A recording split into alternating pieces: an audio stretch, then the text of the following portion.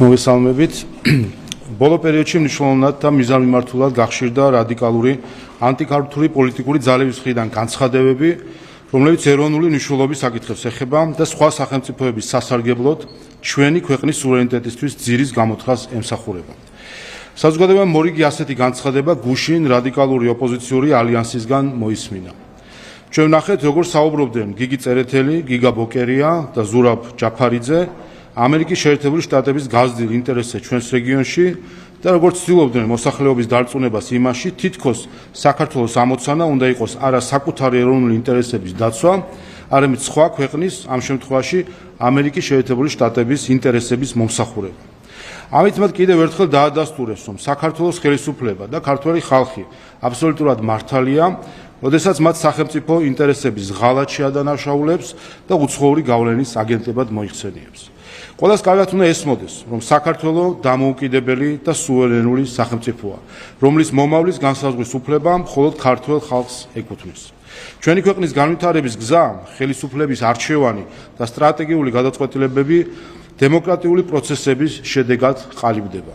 ეს არის ფუნდამენტური პრინციპი, რომელსაც ვერ ჩაანაცვლებს ვერც პოლიტიკური სპეკულაციით და ვერც გარე ზეწოლით. სამწუხაროდ სულ უფრო ხშირად ვხედავთ მცდელობას, რომ ქვეყნის შიგნით მიმდინარე პოლიტიკური კონკურენცია გასცეს დემოკრატიული ბრძოლის ჩარჩოებს და გადაიქცეს საქართველოს საერთაშორისო იმიჯისა და სახელმწიფოებრივი ინტერესების წინააღმდეგ მიმართულ კამპანიად. სწორედ ამაზე მეტყველებს ის, რომ ნაციონალ-მოძრაობის იდეოლოგიაზე დაფუძნებული რადიკალური პოლიტიკური ჯგუფები საკუთარი პარტიული მიზნების მისაღწევად ავრცელებენ გზავნილებს, რომლებიც არა ჩვენი ხალხის და ქვეყნის, არამედ გარე პოლიტიკურ დღისწესის ემსახურება. განსაკუთრებით შემაშფოთებელია ტენდენცია, რომ საქართველო წარმოაჩინონ როგორც რუსეთისა და ირანის მოკავშირე თუ დასაყრდენი სახელმწიფო რეგიონში, რაც ყოველგვარ რეალობას არის აცდენილი. რუსეთს საქართველოს ტერიტორიების 20% აქვს ოკუპირებული, საქართველოს რუსეთთან გაწყვეტილი აქვს დიპლომატიური ურთიერთობები, რაც უკვე თავისთავად მეტყველებს იმაზე, თუ რა სახის ურთიერთობა არსებობს საქართველოსა და რუსეთს შორის. რაც შეეხება ირანს, რომელიც ჩვენი რეგიონის ერთ-ერთი მნიშვნელოვანი ქვეყანაა. საქართველოს და ირანს შორის ურთიერთობა ვერც პოლიტიკურად და ვერც ეკონომიკურად ახლოცაც ვერ მივა იმ ურთიერთობის დონესთან, რომელიც რეგიონის სხვა სახელმწიფოებს მასთან გააჩნიათ. შესაბამისად, ამგვარი ნარატივების გავრცელება მხოლოდ საქართველოზე ცრუ წარმოდგენების შექმნას და მისი საერთაშორისო რეპუტაციის დაზიანებას ისახავს მიზნად. ასეთივე კონტექსტში მიმდინარეობს საქართველოსა და ჩინეთს შორის არსებული დინამიური და შედეგიანი სტრატეგიული თანამშრომლობის დისკრედიტაციის მცდელობა. მაშინ, როდესაც სახელმწიფოს ნებისმიერი პარტნიორობა უნდა შეფასდეს მხოლოდ ერთი კრიტერიუმით, თუ რამდენად ემსახურება ის საქართველოს ეროვნულ ინტერესებს. კატეგორიულად მიუღებელია, როდესაც ადგილობრივი პოლიტიკური ჯგუფები საქართველოში უცხო ძალების ინტერესების გამტარებლად გვევლინებიან. უცხო ძალების რაობას და წარმომავლობას მნიშვნელობა არ აქვს. ერები იმიტომ შეიკრნენ სახელმწიფოებად, რომ საკუთარი ინტერესები სხვათა ინტერესებისგან განესხვავებინათ. დაუშვებელია, რომ ვინმე თუნდაც მეგობარი ამერიკის შეერთებული შტატების ინტერესების სახელით საქართველოს ინტერესების დაზიანება სცადოს. სამწუხაროდ სწორედ ამგვარ ქმედებებს ხედავთ რადიკალური ოპოზიციის მხრიდან, რომელთა განცხადებებიდან ხშირად იკვეთება, რომ საქართველოს ეროვნული ინტერესები მეორეხარისხოვანია იმ გარეძალების პოლიტიკური პრიორიტეტების მიმართ, რომელთა დაცვასაც ისინი ცდილობენ. ეს აქტორები უკვე დაუფარავად მიანიშნებენ, რომ თითქოს საქართველო არსებობს მხოლოდ იმისთვის, რომ სხვა სახელმწიფოების გეგმებს მოერგოს, თუნდაც საქართველოს და ქართველი ხალხის ნების საწინააღმდეგო. ცხადია, ამ პოლიტიკურ ძალებს კარგად მოიხსენებათ, რომ საქართველოსა და რუსეთის, საქართველოსა და ირანის კავშირებზე საუბარი არასერიოზულია. ამიტომ გასაგები ხდება, რომ მათი მთავარი ამოცანა საქართველოს ჩინეთის სტრატეგიული პარტნიორობის დაზიანება იმ ძალების სასარგებლოდ, რომელთა პოლიტიკური დღისწესრიგიც დაცვასაც მათი აქტივობები ემსახურება. ყოველივე ზემოთქმულის გათვალისწინებით მოუწოდებს საზოგადოებას კრიტიკულად შეაფასოს ნებისმიერი ინფორმაცია, რომელიც საქართველოს ეროვნული ინტერესების საწინააღმდეგო განწყობების შექმნას ემსახურება. ქვეყნებს შორის ჯანსაღი პარტნიორობა ეფუძნება არა ერთი ქვეყნის მხრიდან მეორის ინტერესების მომსახურებას, არამედ ქვეყნებს შორის ეროვნული ინტერესების თანხვედრის ძიებას. სწორედ ეს არის სუვერენიტეტის არსი. ისტორია გვასწავლის, რომ ქვეყნისთვის ყველაზე მძიმე შედეგები დგება მაშინ, როდესაც შიდა პოლიტიკური დაპირისპირება სახელმწიფო ინტერესებზე მაღლა დგება. გასული საუკუნის გამოცდილება სწორედ იმის შესახებაა, თუ რამდენად სახიფათოა ეროვნული ერთიანობის შესუსტება და უცხო ძალების დღისწესრიგისთვის ქვეყნის შიდა პროცესებზე გავლენის მოხდენის შესაძლებლობის მიცემა. მადლობა.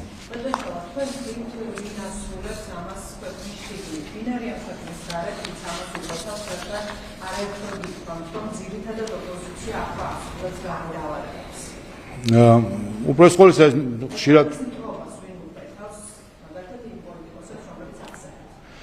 საქმეც იმაში არის, რომ გარე ძალებისთვის ეს ქვეყნის ტრობა არ არის. ეს არის მათი ეროვნული სახელმწიფოებრივი ინტერესების გატარება საქართველოს ხარჯზე. მათ ეს ასე ვთქვათ, ემოციური ბმა საქართველოსთან არ აქვთ. ამიტომ ის, რომ საქართველოს თუ რაიმეში დაზიანდება და ეს იქნება სასარგებლო სხვა ქვეყნისთვის, ძალისთვის თუ რომელიმე ჯგუფისთვის, ამის მიმართ მათ რაიმე ბრძნობელობა არ აქვთ.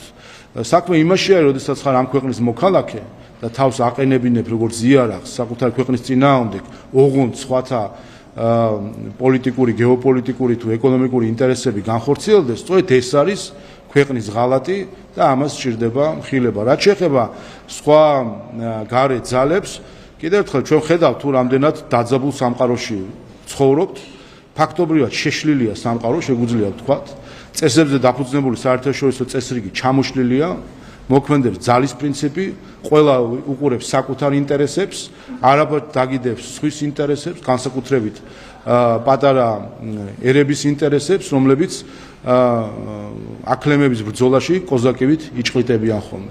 ამიტომ არის, რომ ჩვენ უნდა ვიყოთ ფრთხილად და ეს მიდგომა, რაც აქვს რადიკალურ ოპოზიციას, რომ ოღონდ ვინმე გაუღიმოს გარედან, წითელი ხალიჩა დაუგოს, ტაში დაუკრას, ჩაიხუტოს, ფული მისცეს და მზად არიან, რომ საქართველოს ინტერესები ლანგრით მიართვან, აი ეს არის სწორედ, რაც არის ქვეყნის ინტერესების ღალატი. ჩვენი დამოკიდებულება აბსოლუტურად სხვანაირია. ჩვენი დამოკიდებულება ეფუძნება ჭეშმარიტ პარტნიორობას, რომელიც გულისხმობს, რომ ორ ქვეყანას შორის არის არა დაქვემდებარება და ერთი მეორეს კი არ მეორეს პოლიტიკურ თუ სხვა სახის ინტერესებს კი არ ემსახურება, არამედ ორივე ქვეყანა საკუთარ ეროვნულ ინტერესების თანხვედრაში მოყვანას ცდილობს.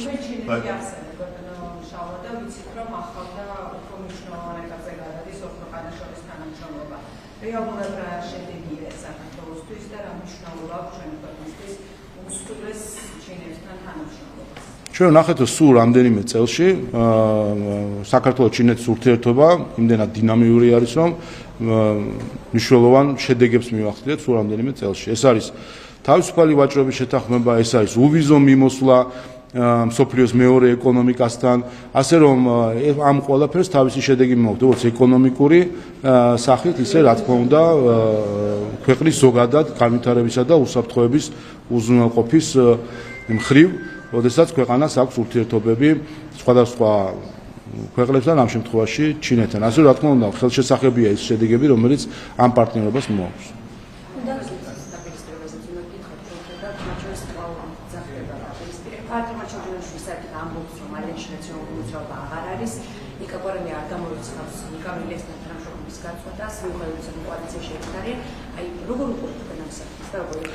მე ამის ვთქვი, რომ ისე მწუხნიათ დაუჭამიათ ერთმანეთს და აი დაიწყეს კიდევაც შესრულება იმ და ერთმანეთის დაჭმა, ასე რომ უყუროთ სხვა ეს ამითი მაინც პატარა სიამოვნება მივიღოთ, რასაც ისინი უკეთებდნენ საკუთარ ქვეყანას, ახლა ერთმანეთის მიმართ ზუსტად იგივე საკეთებენ, ასე რომ დავაკვირდეთ და დავტყვეთ.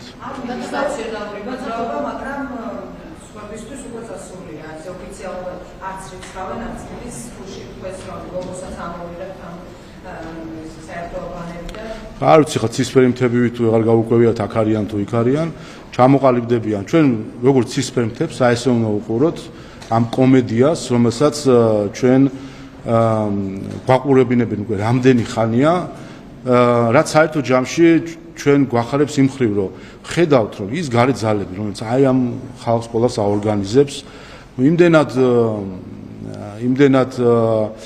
გონიერები არ არიან და იმდენად ვერ თვლიან რაღაც საკითხებს, რომ აი ასეთ მდგომარეობაში ვარდებიან, იმიტომ რასაც ჩვენ უყურებთ ახლა ამ ცირკს.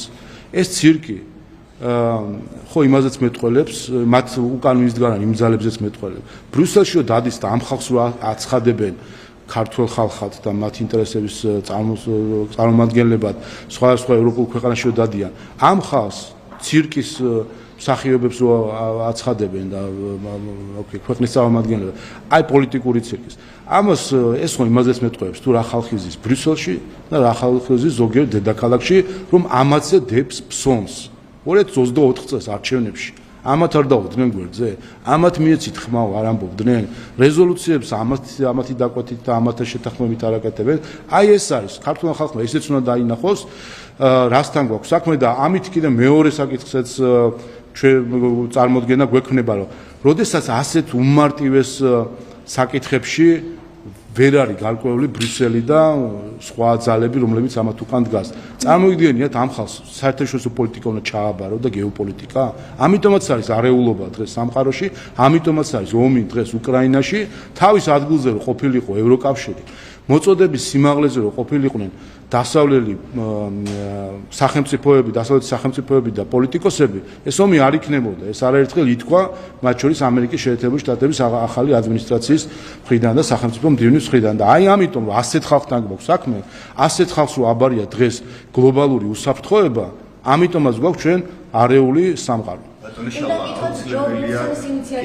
ან კიდევ ერთხელ ეს რაც ოპოზიციაში ხდება, ეს არის მინი მაგალითი, რაც სამყაროში ხდება ზუსტად იგივე ძალების დამსახურებით, რასაც ჩვენ გლობალური ომის პარტიას, deep states ვეძახით, სახელი შეიძლება სხვადასხვა იყოს, მაგრამ არსი ერთი არის. ეს არის ხალხი, რომელიც მოდელსაც, მართვის მოდელს ხედავთ ჩვენ რადიკალური ოპოზიციის სახით, აი ესე ცირკად აქციეს პოლიტიკის სივრცე და ზუსტად იგივე საკეთებენ ისინი საერთაშორისო პოლიტიკის პლატფორმაზე და ამიტომ ჩამოიქცა ზუსტად გლობალური უსაფრთხოების სისტემა.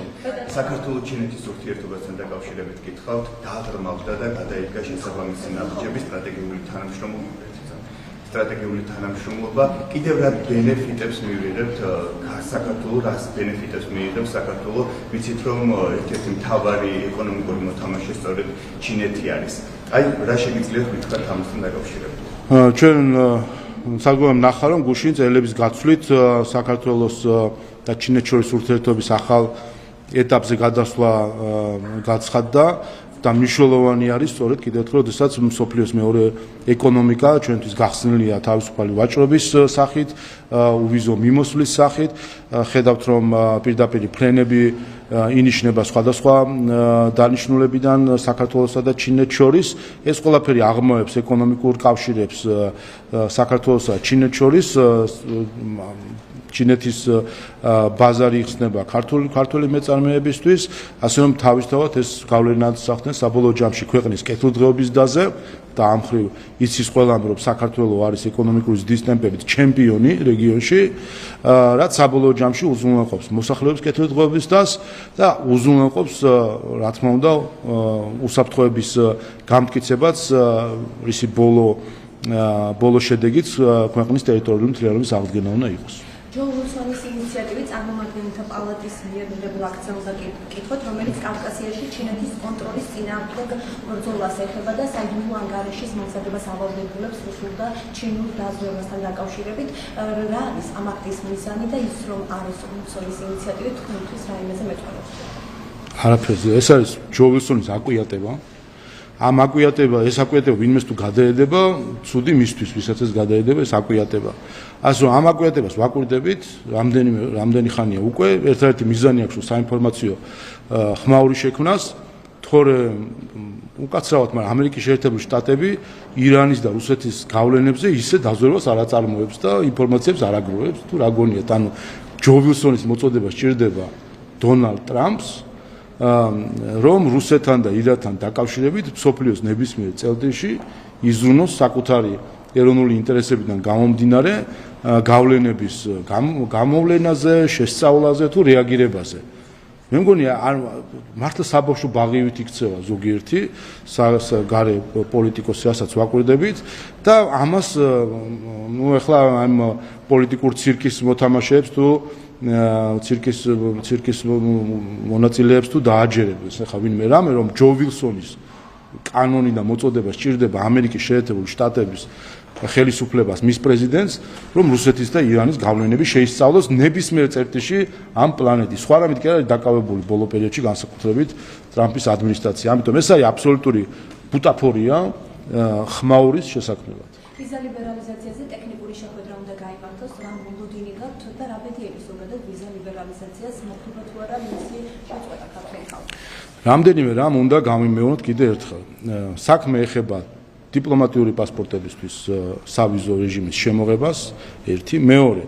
როდესაც შემოღებული იქნა სავიზო რეჟიმი, ეს იყო საერთაშორისო შეთანხმების დარღვევა ევროკავშირის მხრიდან და ევროკავშირი არის საერთაშორისო სამართლის დამრღვევი საქართველოს მიმართ, რაც თავისთავად უდიდესი სირცხვილია, მაგრამ ხედავთ რომ სირცხვლის გზნობა მაინც და მაინც აღარ არსებობს ბრიუსელში.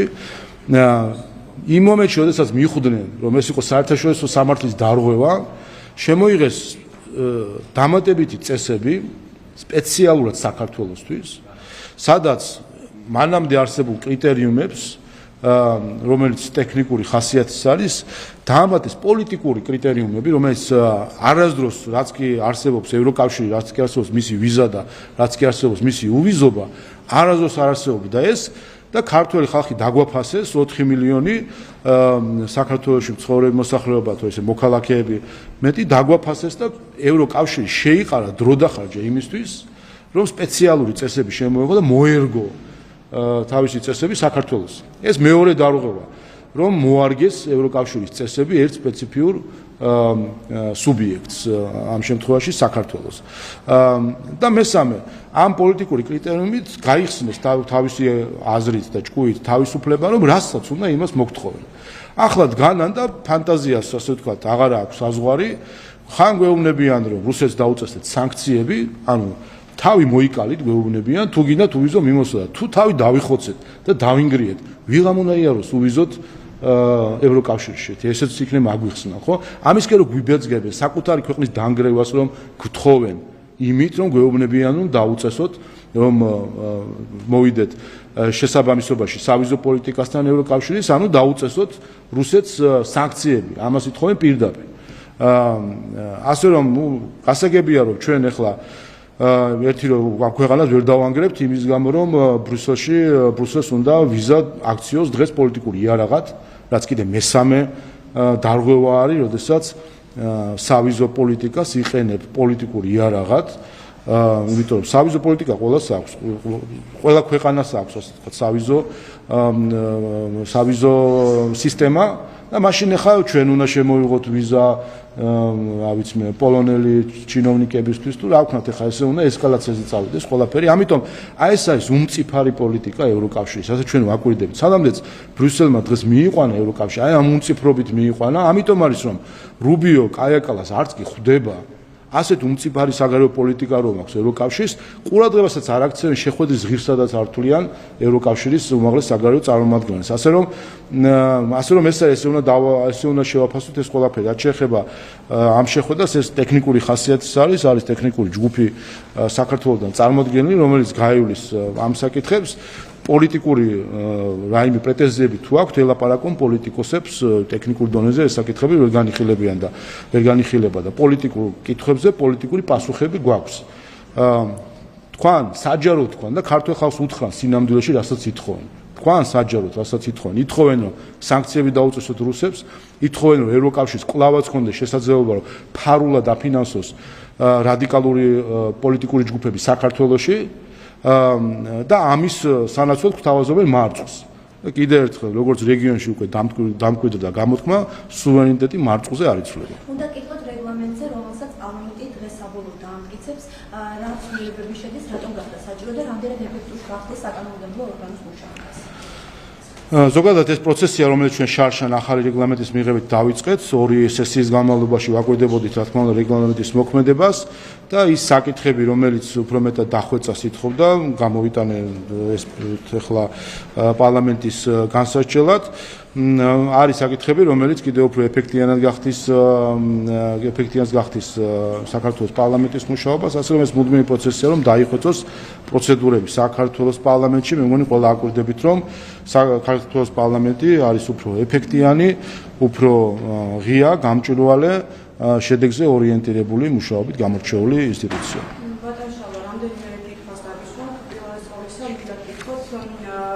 როგორ ასრულებს საქართველოს ადამიანის უფლებათა ევროპული სასამართლოს გადაწყვეტილებებს. ამ საკითხთან დაკავშირებით რამდენიმე საათში სტრასბურგში ევროსაბჭოს მინისტრთა კომიტეტის შეიკრიბება და იმსჯელებს ჩვენ ვიცით, რომ ქართული ოცნების პასუხი დაწერილი და სცენარი, რომელიც გაგზავნილი არის, აქ საუბარია იმაზე, რომ ადმინისტრაციული პატიმრობები მაგალითად ქვეყანაში წელსაც უბრალოდ რაოდენობით არის, რაც დასაწყისში იყო არადა ჩვენ ვიცით, რომ მთელი რიგი კანონმდებლობები დაემატა მიმდინარე და ბოლო წლებში ადმინისტრაციულ სამართალდამცავთა კოდექსს, როდესაც ადამიანები სხვა დამატებითი მიზეზების გამოც ჯარიმდებიან და ციხეში მიდიან. გვითხოვთ თუ შეიძლება რამ მოლოდინი გაქვთ ამ საკითხთან დაკავშირებით, როგორ ასრულებს საქართველოს ევროპის სასამართლოს მიერ მიღებულ გადაწყვეტილებებს და ვიცით გოგახოძის პოზიციაც. ამ საკითხთან დაკავშირებით იუსტიციის მინისტრს მოადგილეს ქონდა მოხსენება იცით პარლამენტში რამდენიმე დღის წინ და ყველამ ნახა რომ საქართველოს ამ მხრივ არის სანიმუშო შედარება შეგიძლიათ ნებისმიერი სახის მოიყვანოთ და ყველა შედარებაში საქართველოს კარგ შედეგებს აჩვენებს შეადარებთ წინა ხელისუფლებას ნახავთ რომ დრამატულად შემცირებულია რაოდენობა საჩივრებისა რომელიც იგზავნება სტრასბურგის ადამიანის უფლებათა ევროპულ სასამართლოში. რაზე მეტყველებს ეს? წინა ხელისუფლება ვისი საყვარელი ხელისუფლება იყო? ბრიუსელის საყვარელი ხელისუფლება.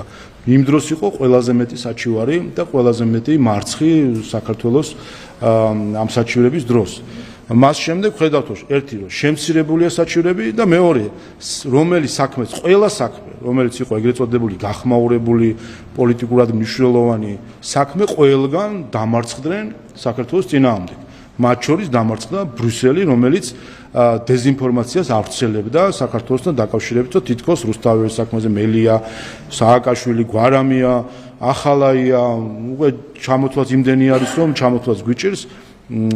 აქ ქართული მართლმსაჯულება იყო მართალი და მტყუანი იყო ყველა უცხოელი ელჩი და პოლიტიკოსი, რომელიც საქართველოს აბრალებდა დარღვევებს. ასე რომ საქართველოს ამ მხრივ გამოირჩევა როგორც რეგიონში, ისევე სხვა ქვეყნებთან მიმართებაში. ხელისუფლებას რა შეედარათ ბატონო შავა და თქვენი ხელისუფლებაში ყოფნის დროს სხვა ქვეყნებს შევედაროთ თუ გინდათ. მე გეკითხებით ჩვენს ქვეყანაზე გესაუბრებით და თქვენი ხელისუფლების ყოფნის პერიოდზე გესაუბრებით. ბოლო წლებში გაზრდილი არის რაოდენობა პატიმრობების, ვიცით პატიმრების რაოდენობას და ვიცით ადმინისტრაციული რამდენი ადამიანი ჯარიმდება პირბადის ტარების გამო, ქუჩის გადაკეტვის გამო. თქვენც ხომ ვიცით ამ პარლამენტში მიიღეთ ის ცვლილებები ადმინისტრაციული კოდექსი, რა ვიცი ყოველ დღეში. კი ბატონო, თქვენ ერთ მოგეთ მოდით ნუ შეედარებით 14 წლის წინანდელ ხელისუფლებას დღეს არსებულ ვითარებაზე ვისაუბროთ.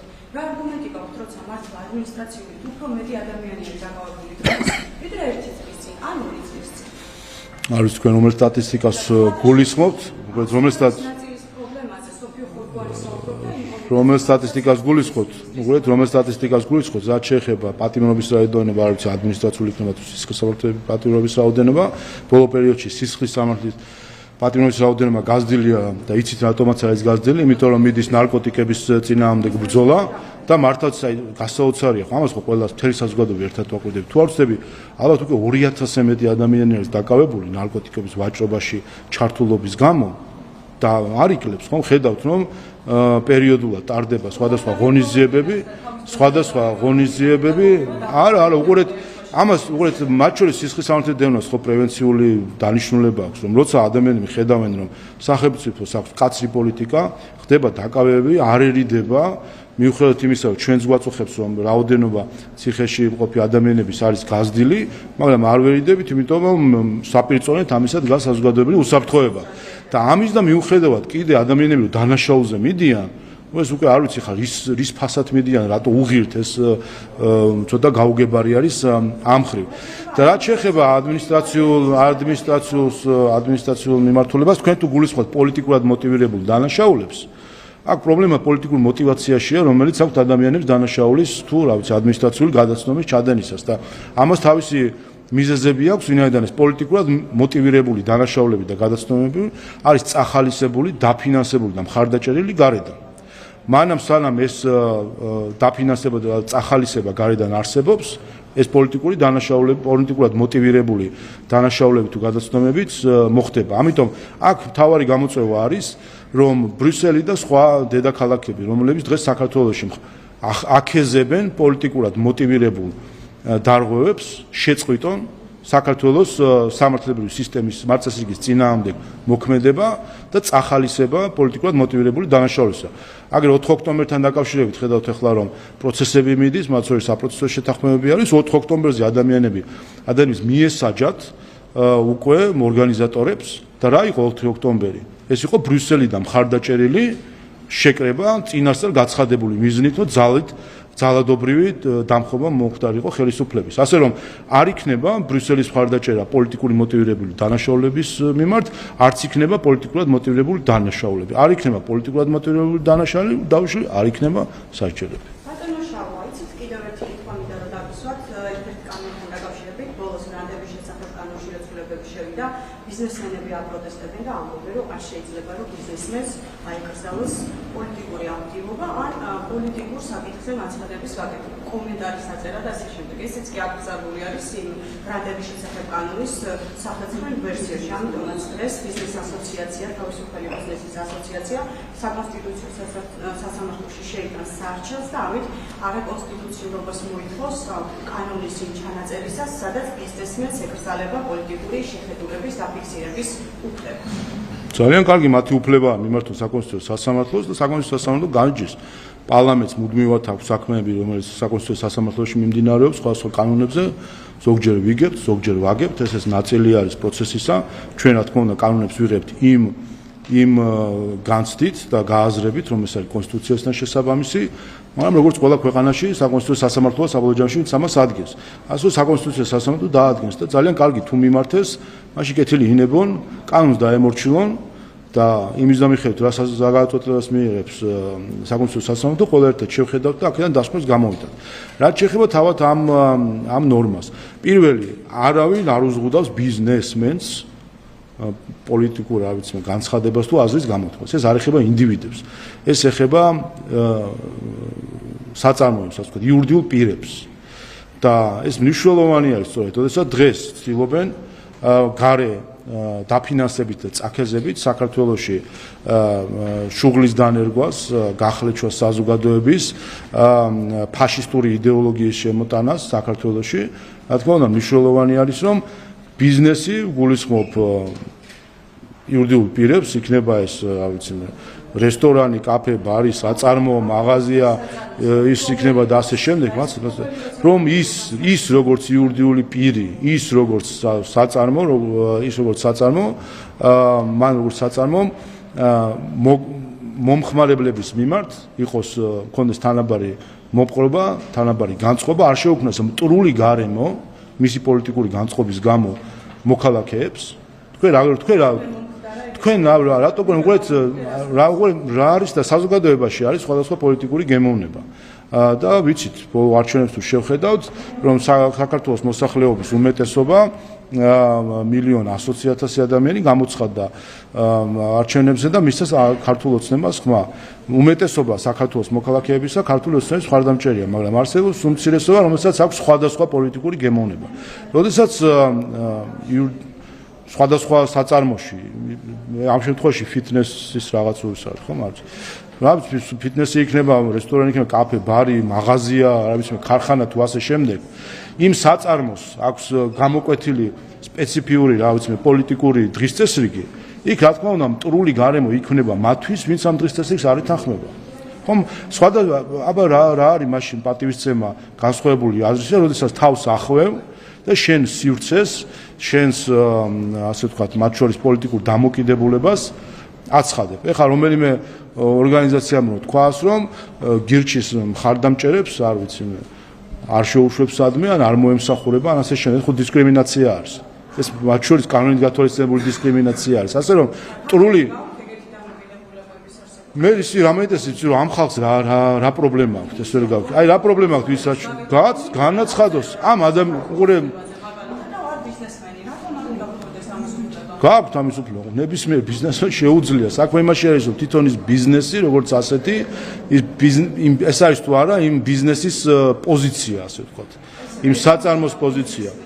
ეს ახლა მათი საკითხი არის, რომ რაღაც სადღაც იმიჯნება, სადღაც არ იმიჯნება ვიღაც ბიზნესმენი საკუთარი ბიზნესის სახე არის და მართალი ხარ ვერ გაიმიჯნება. ვიღაცა ბიზნესს და ბიზნესმენი არც კი შეიძლება იცოდეთ, რომ რომელი ბიზნესმენი, რომელი ბიზნესის მეპატრონი ამ შემთხვევაში. ვერ იმიჯნება, მაგრამ გავაკეთოთ პოლიტიკური განცხადება, რატომ არის ეს პრობლემა? მან არა, რა თქმა უნდა, არავის ამხრივ არ ეზღუდება ასე. კიდევ ერთხელ საკონსტიტუციო სასამართლოს მიმართეს, ეს არის სწორი გზა, დაემორჩილონ კანონს მანამდე და ყელყელაობენ, რომ კანონს არ დავემორჩილებიოთ, თან საკონსტიტუციოს მიმართავენ, ეს სადაური მიდგომა საერთოდ ვერ ხვდები. რაღაც მიმართავენ მაშინ საკონსტიტუციო სასამართლოს, თუკი კანონის როგორც ასეცაც არ აღიარებენ, არიან ანარქისტები, ამ შემთხვევაში გირჩის აქტივისტია, თუ არ ვწდებით ახლა, როცა ანარქისტია ადამიანი, იმას გასაგებია, რომ არც ერთი კანონი არ მოსწონს და გონია, რომ უბნის ჯარები უნდა ჩამოყალიბდეს და იმის რა ქვია რეგიონის პოლიცია ცალკე არჩევით. ორი კითხვა დამრჩა ირაკლი ყობახიძის გუშინდელთან დაკავშირებით მინდა რომ ვკითხოთ ის საუბრობდა ბიზნესмен ერთი კითხვა მოკლედ ის საუბრობდა ბიზნესმენთან დაკავშირებით და დარჩა განცდა რომ ირაკლი ყობახიძე მამრიგით ყველაფერზე აბსოლუტურად რა ქვეყანაში რა გადაწყვეტილებაც მიღებულა და რის შესაძლებლად დაგუგია ყველაფერზე პასუხისმგებლობა დააკისრა ბიზნა ივანიშვილს იმიტომ რომ ყობახიძე თქვა რომ მნიშვნელოვან საკითხებზე ბიზნა ივანიშვილთან ერთად საუბრობთ და შემდეგ კი ისმენს განსხვავებულაც მაგრამ ბოლოს სიტყვას ყოველთვის ივანიშვილი ამბობსა და საბოლოოდ მაინც მისი აზრი იმართებსო არის თუ არა ეს ყობახიძის მხრიდან ბიზნა ივანიშვილისთვის ყველაფერზე პასუხისმგებლობის გადაბრალება და წასასვლელად ხომ არ ემზადება ირაკლი ყობახიძე რაში დაშლიდა მას ბიზნა ივანიშვილის ქებისთვის სპეციალური ბრიფინგის მოწყობა წასასვლელად თუ არ ემზადება და პასუხისმგებლობა ხომ არ გადააკისრა ივანიშვილს ამ პროსპექტს მე მგონი გასაგები იყო ამ ბრიფინგის არსიც და შინაარსიც რომ ის ცრუ კონსპირაციები რომლის შექმნასაც ცდილობენ საქართველოს თუ მის ფარგლებს გარეთ იქნეს მხილებული ისე წარმოაჩენენ თითქოს ბიზნა ივანიშვილი ერევა იმაში რაში წარმონა ერეოდეს და კიდევ ერთხელ მათ შორის ირაკლი ყობახიძემაც განაცხადა ბიზნა ივანიშვილი გახლავთ მართველი პარტიის საპატიო თავმჯდომარე ამ კონფიგურაციით თუ ვინ არის პარტიის საპატიო თავმჯდომარე ვინ არის პარტიის თავმჯდომარე ვინ რა პოზიციაზე უნდა ყოფილიყო ამ კონფიგურაციით გავედით არჩევნებში საქართველოს მოსახლეობამ ძალიან კარგად იცის როგორი არის პოლიტიკური კონფიგურაცია ქართულ ოცნებაში და სწორედ ამის გააზრებით დაუჭინა მხარი ქართულ ოცნებას და ბიზნა ივანიშვილის ფაქტორს არჩევნებში და მოსახლეობის ხარდაჭერაში 2012 წლიდან მოყოლებული რომ აქვს გადამწყვეტი როლი, ამასაც მე მგონი არავინ არ დაობს. ანუ შესაბამისად უყურეთ მოცემულობა რა არის? მოცემულობა რა არის? არის მოსახლეობის მანდატი, რომელიც მიცემული აქვს მათ შორის ბიზნა ივანიშვილისთვის, რომ იმ სისტემაში, რომელიცაც ჩვენ გამოვიდით არჩევნებში, ამ სისტემით იმართება ქვეყანა და ეს არის პოლიტიკური, ასე ვთქვათ, ლანდშაფტი, რომელიც გვაქვს, ეს მანდატი 1,100,000-მა ამომრჩეველმა, მათ შორის ბიზნა ივანიშვილსაც მისცა. ერთი, მეორე, ამიტომ ეს ერთი კონსპირაცია დაირღვა, თითქოს ეს არის არადემოკრატიული მანდატის გარეშე, ეს ერთი დემოკრატიული მანდატია. მეორე, კონსპირაცია თითქოს ეს არის არაფორმალური. ფორმალურია, ვინაიდან გახლავთ პარტიის საპატიო თავმჯდომარე, რა თქმა უნდა, მნიშვნელოვანი პოლიტიკური გადაწყვეტილებები მიიღება გუნდში, რომლის ნაწილიც არის საპარლამენტო უმრავლესობას და მთავრობა, ეს არის ერთი პოლიტიკური გუნდი, მათ შორის პარტიის პოლიტსაბჭოში წარმოდგენილი არიან როგორც მთავრობის წევრები, ისე პარლამენტის წევრები და რომელსაც თავმჯდომარეობს ირაკლი ყობახიძე, ხოლო საპატიო თავმჯდომარე გახლავთ ბიზნა ივანიშვილი და იქ მიიღება გადაწყვეტილება ხო ფოტოების გინახავთ და იცით რომ აქვია შეხვედრები არის თქვენი აზრით აბა ეს აქვია უყურეთ თქვენი აზრით პარტიის პოლიტიკური საბჭო აბა რატო იკრიბება ხოლმე ინფორმაციას რო იგებთ რომ შეიკრიბა პოლიტიკური საბჭო ფოტოებს რო ხედავთ და ვიდეოს ხედავთ და მსჯელობთ აბა რა გონია თქვენ ამინძე ხო არ მსჯელობთ სახელმწიფოსთვის მნიშვნელოვან საკითხებზე რა როგორ გადაწყვეტს რა როგორ ჯობია ასე არის თავი რა არის ეს ამიტომ ეს კონსპირაციაც დაიმსხვრა და მესამე ის რომ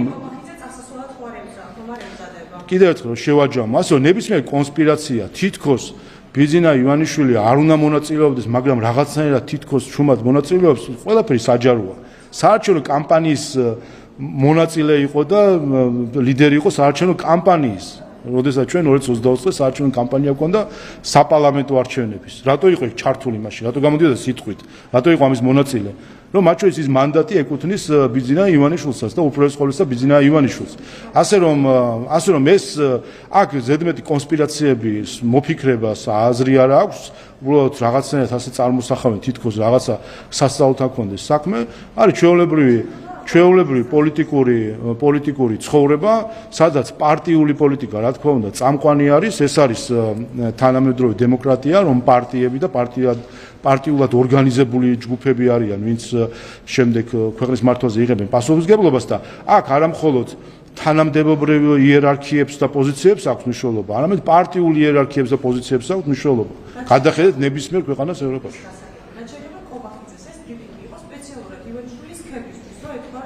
გროსმეისტერი არის პოლიტიკის და ბევრი რამ მოსულით.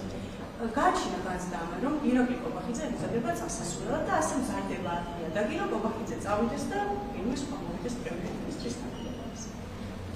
თქვენ განიცდით ამას, ეს განცდა თქვენ გიჩნდებათ?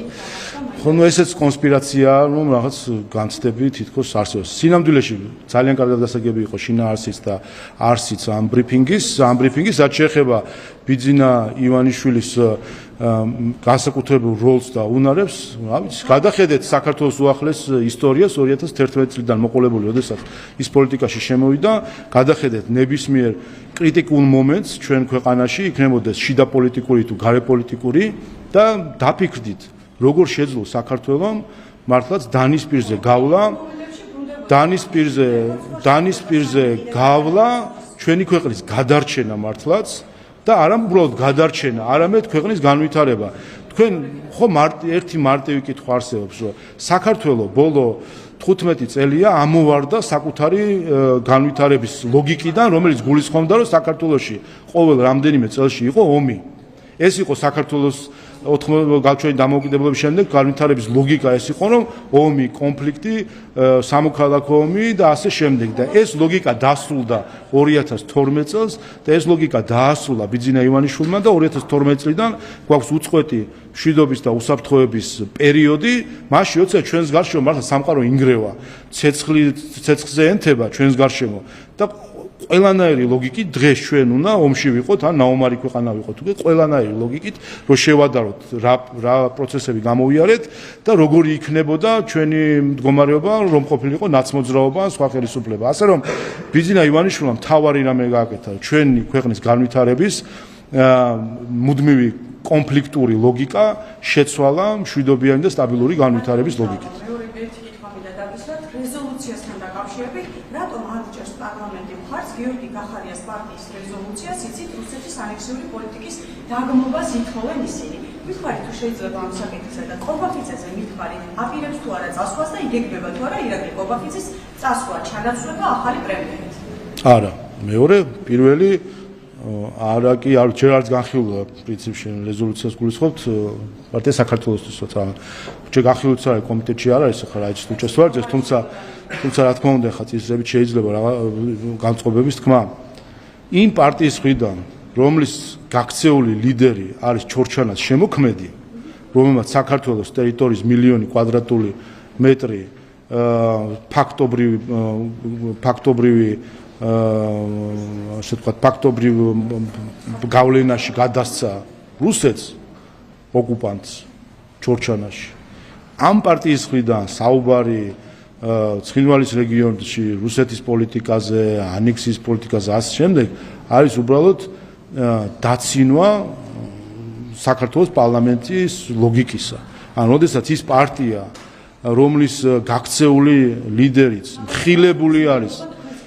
ხილებული არის იმაში, რომ საკუთარი ქცევით მილიონი კვადრატული მეტრი ტერიტორია საქართველოსი, სადაც ჩვენი მოსახლეობა მანამდე სარგებლობდა თავისი გაუაზრებელი მოქმედებით, უბრალოდ გააზრებული მოქმედებით ფაქტობრივ გავლენის ქვეშ მოაქცია ოკუპანტი ძალის, ახლა იმათთან როგორ დისკუსია გავმართოთ იმაზე, რუსეთს როგორი ანექსიის პოლიტიკა აქვს ცხინვალის რეგიონში. და რამე? აგერ ივანიშვილზე რო საუბრობთ, მშვიდობა მომდან 15 წელია. აი, ხო ხედავთ, რომ რეგიონი დიახ, და მე ჩვენმა ხელისუფლებამ მშვიდობას და ჩვენ ხომ ვინმე სადაც პოლიტიკური დანაშაული აქვს შესაბამის გადაწყვეტილება, სადაც სისხლის სამართლების დანაშაული აქვს შესაბამის გადაწყვეტილება, რაც შეეხება ჩორჩანას შემთხვევას, ეს პარლამენტის საგამოძიებო კომისიის გამოძიების საგანიც იყო და შეგიძლიათ დასკვნაში ნახოთ თუ რა როლი მიუძღვის გაქცეულ გიორგი გახარიას ამ საქმეში. მადლობა.